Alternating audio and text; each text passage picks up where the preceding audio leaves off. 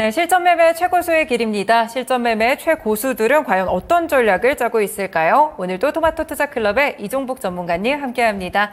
전문가님 안녕하세요. 예, 안녕하십니까. 이종복입니다. 네, 오늘 선물 지수는 약간 지지부진하고요. 일단 양지수가 반등을 하고 있는데 로봇이나 AI 종목들 강세입니다. 그리고 2차 전지나 반도체도 선별적으로는 몇 가지 오르는 종목들이 있는데 오늘장 특징 어떻게 보실까요? 그러니까 해외 시장 혼조에 국내장은 양호다라고 했어요. 우리 앵커가 지금 지수하고 선물 얘기를 했는데 그건 좀 이따 한번 얘기해 보고 우선 해외 시장 얘기 좀 하고 가겠습니다. 나스닥은 또 신고가입니다. 그죠? 예. 근데 요새 사과값이 금값이라고 애플이 잘 가는 건지 모르겠지만 어쨌든 어제 애플이 나스닥 시장을 우리가 이걸 하드캐리라고 합니다. 애플이 치고 가면서 나스닥 시장은 신고가. 근데 이게 마우스가 이게 자꾸 이게 왔다 갔다 합니다. 이 위치에서 이 정도 강세가 이런 거래를 실으면서 나오기는 쉽지는 않거든요. 어떤 뭐 기술적인 특징을 완전히 그냥 비웃듯이 그냥 날아가 버렸습니다. 근데 이제 추가적인 상승의 어떤 동력과 모멘텀은 이제 오늘 밤 나오는 CPI하고 그다음에 이제 내일 새벽에 나오는 FOMC인데 모르겠습니다. 이종복이가 어제 그 FOMC하고 CPI 시나리오별 해갖고 역사적 변곡점 내용을 좀 얘기 좀 했는데 다우는 보시면은 나스닥은 신고가인데 다우는 어제 밀렸고 최근에 다우의 흐름을 보면 기술적으로 차트가 좀 안 좋아요. 근데 이게 다우가 어제 마이너스가 나온 요인이 미국 은행 이슈가 불거졌거든요. 그 중소은행 쪽 뭐 파산할 수 있다 뭐 한 두세 개 정도. 그러면서 이제 미국이 급락을 했으나 나스닥 애플의 어떤 영향으로 다 올려놨고 오늘 CPI가 나오는데 내가 일단은 여러분들한테 그래도 마켓텐에서도 한마디는 하고 가야죠. 지금 예정되어 있는 숫자 정도만 나오면 시장에는 문제가 없을 거예요. 이 정도 숫자 내에서만 나오면. 다만 한 가지 걸림돌이 전월비 계절 조정이 0.1로 나와 있거든요. 이 부분 내가 봤을 때는 0.1이 안 나올 확률이 높은 거거든요. 왜냐면은 0.3에서 0.1로 떨어진다는 것은 저거 엄청나게 많이 떨어지는 거예요. 근데 지금 그렇게 많이 떨어질 명분은 없어 보이는데 하나만 오늘 미스터 진단 했으면 참 좋았을 텐데 이게 날것의 실시간인 거거든요. 0.3에서 0.1이라 그렇지 만약에 0.2로 나오면 예상치보단 높아도 실제치보단 떨어지는 거지 않습니까? 요 부분이에요. 요 부분. 그래서 내가 봤을 때는 요 정도 상황에서는 미국장이 폭락의 리스크는 없어 보인다 정도. 내가 항상 얘기하지만 저자들이 어떻게 움직일지 뭐 우리가 예측한다라는 자체가 어이없는 거지만은 우리는 본능적으로 얘기합니다. 본능적으로. 그리고 FOMC도 오늘도 특별한 건 없을 테고 대신 뭐 파웰 의장 얘기 뭐 들어보고 내일 반응 보면 될 것 같아요. 그래서 요점은 눈치 보기.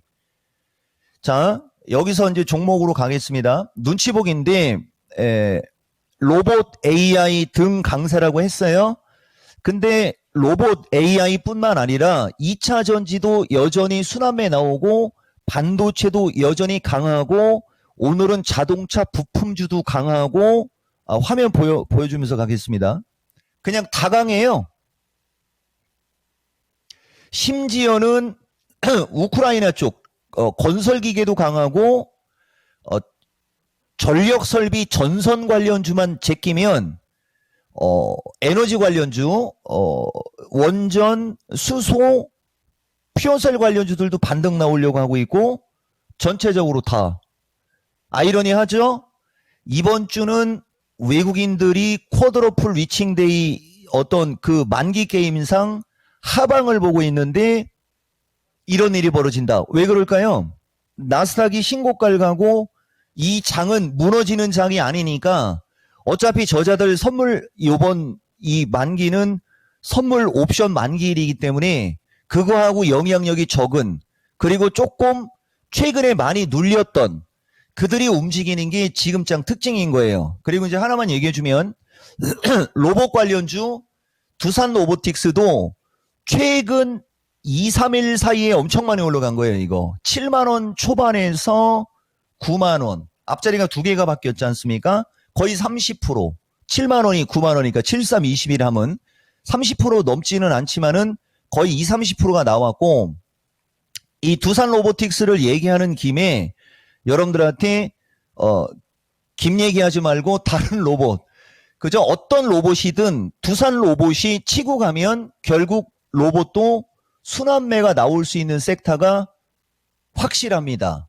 그리고 AI는 느닷없이 어제 GPT 얘기가 나오면서 움직이는데 이 시간에 AI 이야기도 자주 얘기해줬고요. 그리고 이제 하나만 여러분들한테 이야기를 할 텐데, 오늘 밤 신의 한 수가 또 날 것으로 엄청 나겠죠? 여기 지금 보면 최근 주식시장 종목들 지수는 묶였으나 최근 장의 종목들 기똥차게 갔고요. 그 다음에 내가 여러분들한테 미스터 진단 그 인원 채우라고 할 때도 좋은 주식이 저점에 있으니까 전문가 입장에선 지금 좋다라고 하는데, 이제 들고 있는 사람들은 힘들다라고 했던 그 부분이 지금 한 2주 오면서 어느 정도 해결된 거고요. 그 다음에 다음 주 시장 전략에 로봇 AI 쪽에서 순환매가 기대된다고 이야기하고 2주 이상 안 걸린다라고 얘기하고, 운 좋으면 다음 주에 바로 이쪽 로봇이 순환매 나올 수 있다고 얘기한 거예요. 그래서 내가 누차 얘기하지만 이종복 방송은 실시간으로 듣는 게 제일 유리합니다. 벌써 이것도 지금 정확하게 이쪽으로 나온 거지 않습니까? 그 다음에 두산 로보틱스인데요.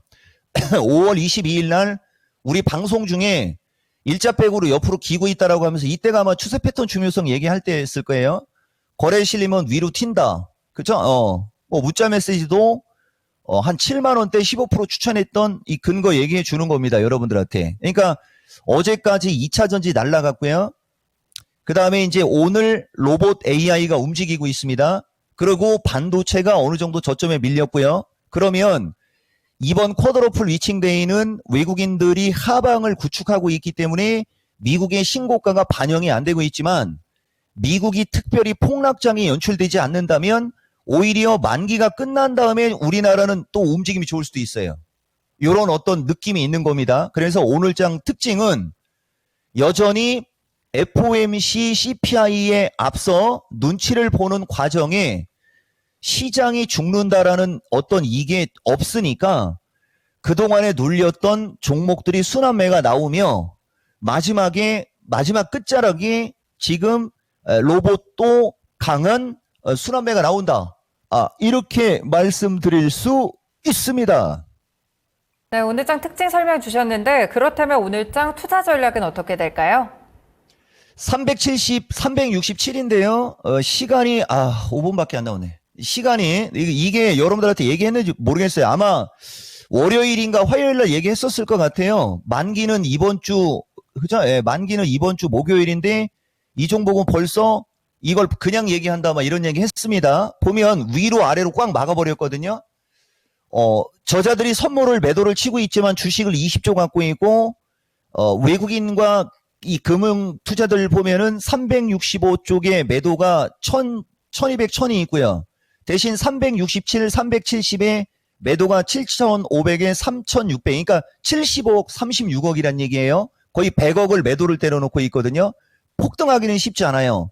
다만 아래로도 마찬가지입니다. 이 구조에서는 폭락도 쉽지가 않습니다. 아마도 어느 정도의 변동성은 생길 수 있으나 큰 어떤 이거는 지금 아직도 안 보이고 있고요. 나머지는 내일 가봐야 되는 거고, 370 돌파, 367 지지 체크로 여러분들한테 좀 얘기 좀 해봤습니다. 그리고 요게 포트폴리오 조정 기회, 이렇게 해서 여러분들한테 몇 가지만 얘기해 드릴게요. 두산 로봇도 지금 따라가기보다는 흔들릴 때 노리면 괜찮겠죠?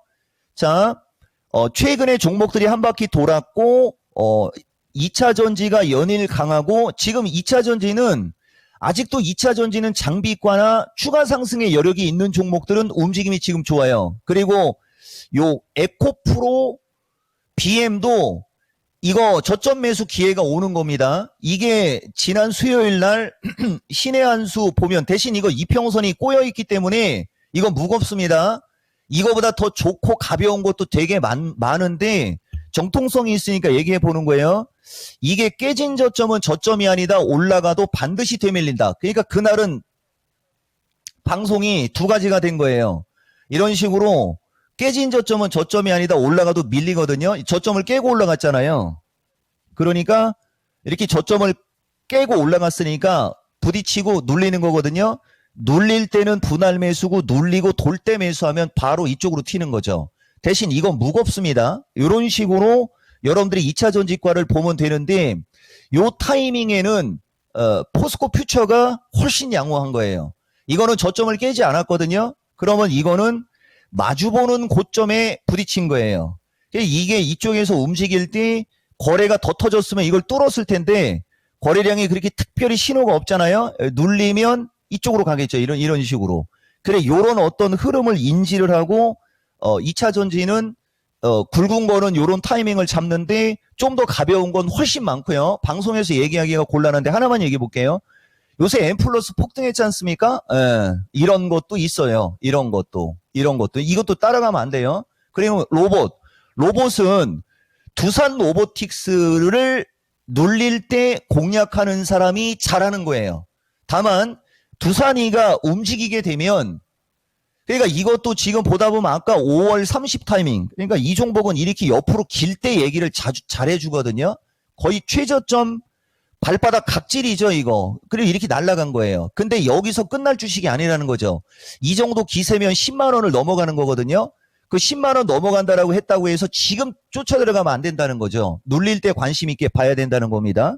그리고 반도체도 먼저 빠진 주식은 지금 움직임이 양호한데 내가 봤을 때는 반도체보다는 저쪽 에너지과 그다음에 저쪽 AI과 그다음에 저쪽 로봇과 그다음에 여기 2차 전지과가 훨씬 더 안정성 면에서는 유리할 거고요. 그다음에 반도체도 선별적으로는 세게 갈 수 있으나 지금 위치는 약간 높아요. 그러니까 반도체는 조금 더 밀렸을 때 하면 훨씬 더 유리하고 만약에 안 밀리면요 전문가님 그런 상황을 계산해서 할 수 있는 게 3분할 매수죠. 이 점 참고하시고 포트폴리오를 한쪽으로 집중하지 마시고 기본 2개에서 3개의 주도주 섹터로 구성한다면 요 또한 기회가 되지 않겠냐 이런 말씀 드리는 거고 내일은 일단 하방 우세 시장으로 예정은 되어 있는데 오늘 CPI와 내일 새벽 FOMC에 따라 약간의 변동성도 염두하는 전략 이런 말씀 드렸습니다. 네, 전문가님 오늘 전략도 잘 참고해 보겠습니다. 말씀 고맙습니다. 예, 나머지 디테일한 것은 이따가 뵙겠습니다. 네, 지금까지 실전 매매 최고 수익 1위였고요. 토마토 투자 클럽의 이종복 전문가와 함께했습니다.